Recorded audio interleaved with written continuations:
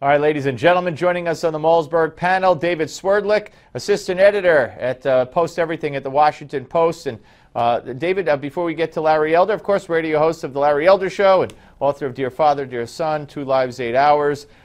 Tell me about what's coming up in the weekend section. Yeah, so in the Sunday Outlook section in the Washington Post, we've got a really interesting article, I think interesting, one that I actually edited, which is by a guy named Ted Johnson, who's arguing that instead of reparations for African Americans, that what reparations should constitute is giving African Americans 5/3 of a vote. So African American votes would count for 167% of the votes of everyone else. I knew Larry would get that's almost 2 votes to every 1 vote that a white person gets. I know. I wish we had time to discuss this. I would love to discuss it. Black lives really matter.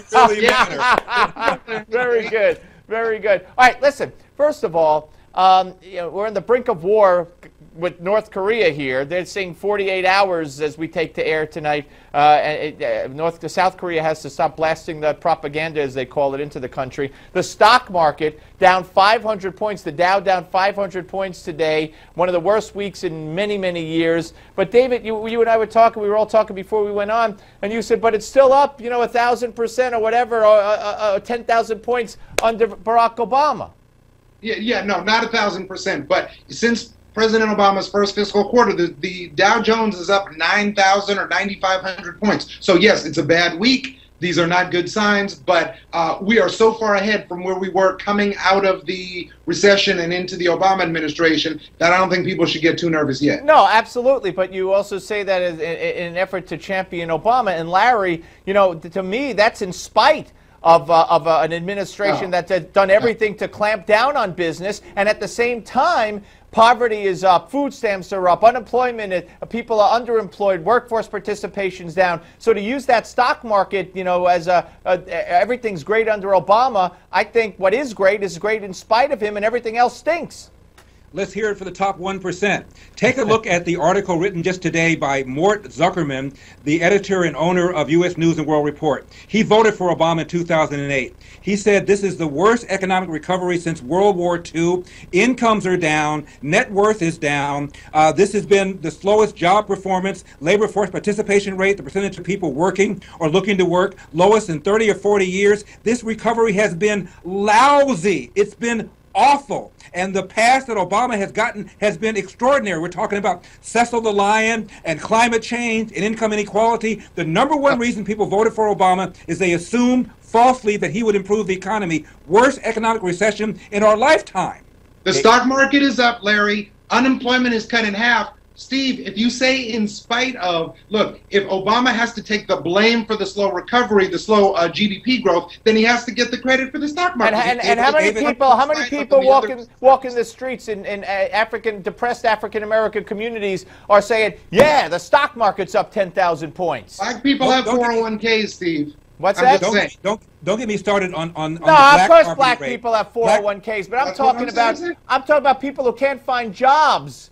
The black unemployment rate has gone down from 15% to 10%. That's not something to clap and cheer about, but it has gone down. Larry? David, the black poverty rate is up since Obama took over. Black net worth is down 20% since Obama took over. The so-called wealth gap between blacks and whites.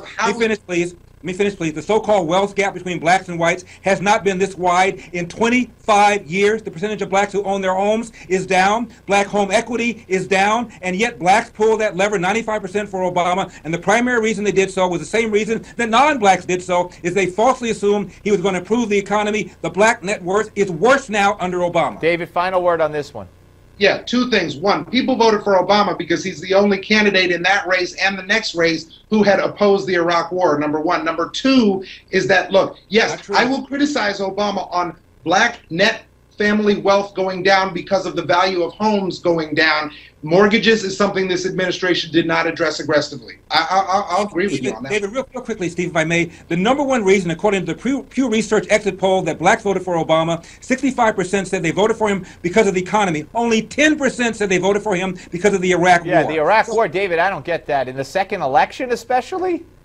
In 2008, that was the defining issue that distinguished him from Senator. It was not. The defining issue was the economy. 65% of black voters and 63% of non-black voters said they pulled the lever for Obama because of the economy. Only 10% said because of the Iraq War. You're wrong. All right. Well, you're wrong that the economy hasn't gotten better, because it has since 2008. 2009. Worst recovery in our lifetime. The worst recovery. But it has been a recovery. All right, guys. All right, we got a minute left. We got a minute left.